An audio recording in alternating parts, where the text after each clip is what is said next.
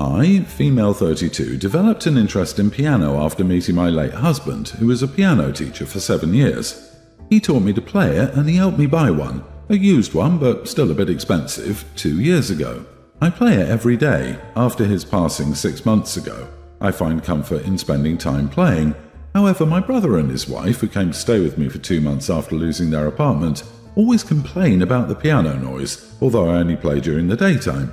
Sister-in-law and I started arguing more frequently, and my brother told me only to play it when they were out, but I refused. Yesterday I was out with friends for the day, and when I came in the evening, I found that my piano was gone.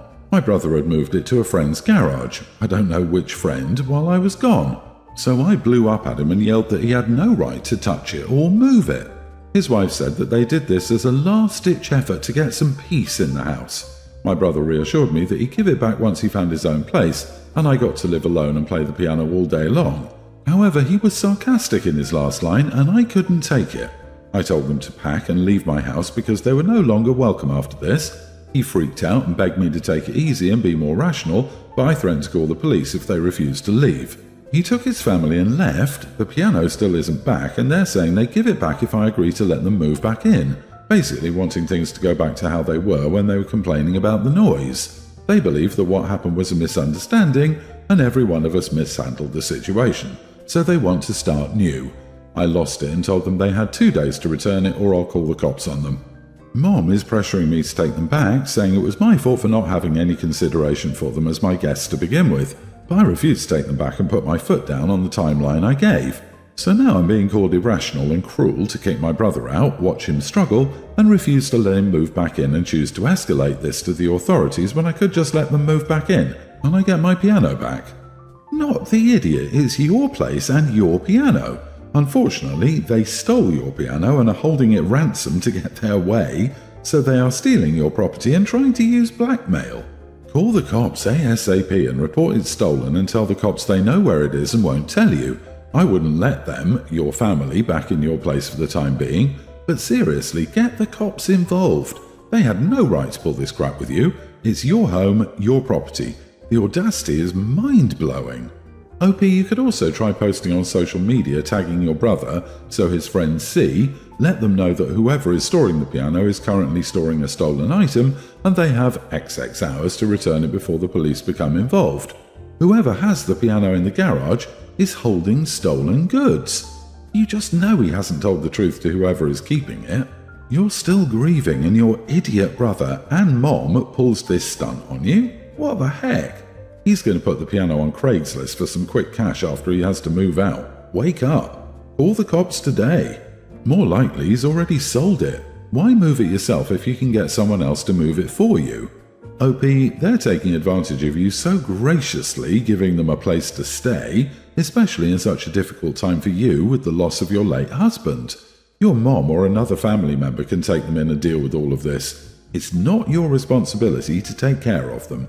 Please, call the cops now. I'm shocked that anyone, especially your own mother, would condone the idiocy of your brother's behavior. This was not his home, it was yours. This was not his property, it was yours. He had no right to dictate your actions or touch your property, much less hold it hostage to make more demands. Mom should have been the one telling him to return it immediately. Apparently, that's where your brother learned his poor behavior from. Check the locks. File a restraining order if they don't stop harassing you, and once you have your piano back, go no contact with them all. I went no contact with my sister 8 years ago after learning she was having an affair with the guy I was engaged to at the time. It wasn't the first time something similar had happened. When we were teens, yes, I know we were teens, there was a guy I really liked and we'd been flirting a bit and building up to something. I would confide in her about it. Then she went and slept with him and told me she wanted to test him out for me. At the time, I let it go. We were sisters. I wasn't dating the guy, but it stung that she would do that to me and be so casual about it. But we were both young. I met my ex when I was 20, and we started dating when I was 22, and he proposed to me after 18 months. We'd been engaged for a year and had started planning the wedding when I learned they'd been together for 5 months. Not just having intimacy either, but going out on dates, sneaking around to spend time with each other, and sleeping in my bed. She even brought him into my childhood bedroom and slept with him on my childhood bed while my parents were out of town. She had no remorse until I found out. Then she broke down and told me how sorry she was, how she hadn't realized how much it would hurt me, and that she needed me to forgive her. I told her that I hated her and that I wanted nothing more to do with her. She begged and pleaded, even went as far as showing up at my job to try and make me forgive her. Even after she moved in with him, yes, I broke up with him too, and he proposed to her, she kept trying. I told her she might be forgiven when she was dead, but not to hold her breath on that. I have no relationship with her anymore and am not open to one. She has 2 or 3 kids with him now. Not sure if they're still together, but her oldest turned 6 recently, and my parents had mentioned how she wanted to know me and how she'd spoken to my sister. Everyone would love it if I went to her birthday. I said no. My parents said they'd even pay me to make her a birthday cake, since I do that as a side gig. Again, I said no. They told me how she wanted to know me and that my sister would let them facilitate it. I said I wasn't interested. My sister reached out to me on Messenger and begged me to come. She said her daughter knew all about me and wanted to meet and have her aunt in her life. I ignored my sister. My parents were furious when the party came and went, and I stuck to my word. They told me I should have gone and I should try to have a relationship with her. Am I the idiot? Not the idiot. Your parents don't get to decide how long it takes you to forgive your sister. What was your parents' reaction when they found out your sister stole the man you would marry? I think it's particularly crappy that your family feels the child she had with an affair partner will be the bait to get you to forgive her. This sounds like OP's sister has used her daughter to guilt the parents. Won't be surprised if she says things like how her daughter would cry and beg if she doesn't get to see her aunt, etc. However, if you make a cake, you should write, "Happy birthday home wrecker," and put snails in it. I hope things are going well for you. Wait, the timing is sus. She suddenly wants back into your life now that you're married. She slept with your boyfriend, your fiancé, and now she wants to try your husband too. This is all a power play for her. Her only goal is to make you miserable and hurt you. She's using her kid as a weapon for this. Your parents obviously are on your case because of their grandkids. Stay strong, OP, and stay no contact. Tell your husband too in case they try to get to him. I was thinking the same. OP's sister is looking for a new man and probably wants to try out OP's husband, because any sister who would not only steal their sister's fiancé but sleep with a guy in the sister's childhood bedroom can't be trusted. That is just sick. I would stay no contact. That sister of hers has some real issues. My husband grew up lower middle class to poor, and the biggest event of the year was they would save up and go to the buffet restaurant Golden Corral to celebrate birthdays. In a really good year, they would go twice, one for the summer birthdays and one for the winter. I would go when they were first married, and to be polite, I will say a cheap processed food buffet is not my cup of tea. Luckily, we moved to a place with no Golden Corral, so I was able to sidestep the issue for the past several years. We moved for my husband's promotion this year and now have a Golden Corral in town. He wants to eat there for his birthday dinner this Friday. We have kids and he's now a sales manager. I feel very strongly that Golden Corral is not an appropriate choice for a man in his position. I don't want to set the example to my kids that we must shovel as much food as possible since it's a special occasion.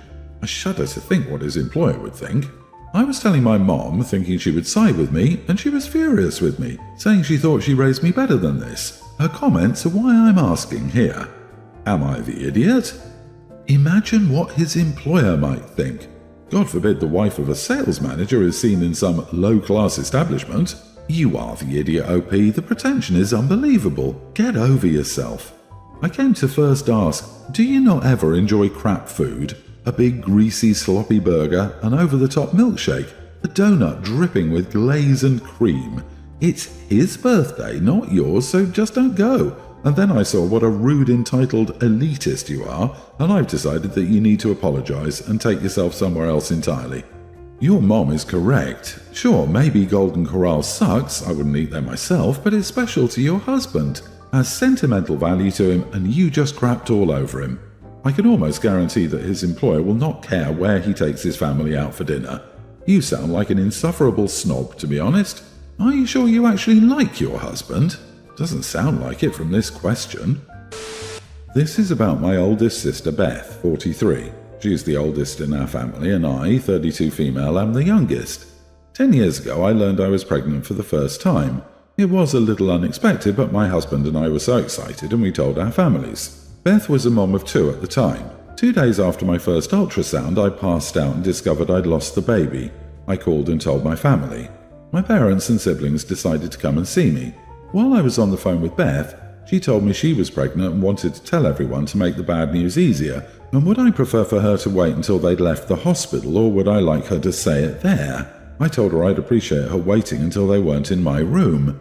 Even after asking me, she showed up and announced to the family around my hospital bed and made a big deal out of hugging every person there in celebration. The rest of the family looked shell-shocked, and our sister, closest in age to me, Chloe, asked if I was okay and asked if I wanted them to kick her out. I was too depressed to answer. A couple of years later, I was diagnosed as infertile because I couldn't conceive again, even after we started trying. I told my family as a heads up because it got me down and I was trying to come to terms. Beth said, "That's all right because I'm pregnant." Cue even more shock from the family and them scolding her for saying anything even remotely close to that. I'm now pregnant thanks to IVF and a lot of help from fertility doctors and my wonderful OB. We kept quiet on our journey with IVF, our families knew we planned to pursue it, but we didn't give regular updates in case it failed and waited until we got the positive pregnancy test to confirm. The babies were safe and still alive after my first scan, and we decided that was the time for us. During a regular family dinner, we made the announcement. Nobody knew it was coming. But during the announcement, Beth jumps in, says she believes she could be pregnant again, she wasn't, and wants everyone to know. Chloe, my sister-in-law, brother's wife, and brother-in-law, other brother's husband, are throwing my shower. I told them I didn't want to invite Beth. I feared she would try to turn it into her celebration or make more insensitive comments. They all understood and said they agreed. Beth found out I was having a shower and tried to find out the info. She was told that info was not being given out. Then she tried to corner Chloe, who told her that she, sister-in-law and brother-in-law, had decided not to invite her, Beth, since she seemed unable to be compassionate to me or let me have a moment after a decade of struggling to have a baby. Beth then approached me and I told her I didn't want her there. She told me she's my sister and I'm being childish and petty about it. Her husband then called me and said I was punishing Beth for having kids easily when I couldn't. Am I the idiot? Not the idiot. She's proven at every step of your journey that she only cares about herself by the insensitive things she's said and done regarding your fertility struggles. She sounds like she has a really hard time not being the center of attention, and if her husband dares to say that to you, he's a problem too.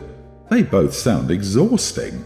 OP, don't eat or drink anything your sis Beth gives you.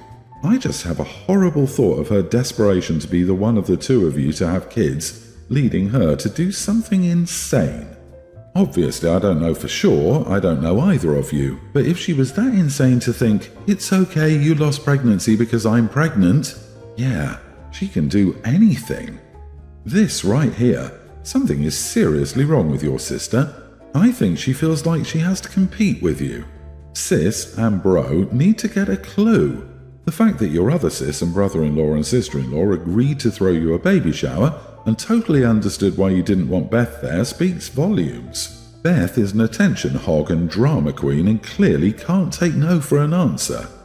How the heck would she think this was okay even once? Beside your hospital bed? Cut her out and cut her off. She's desperately seeking attention and validation by piggybacking off your misfortune repeatedly.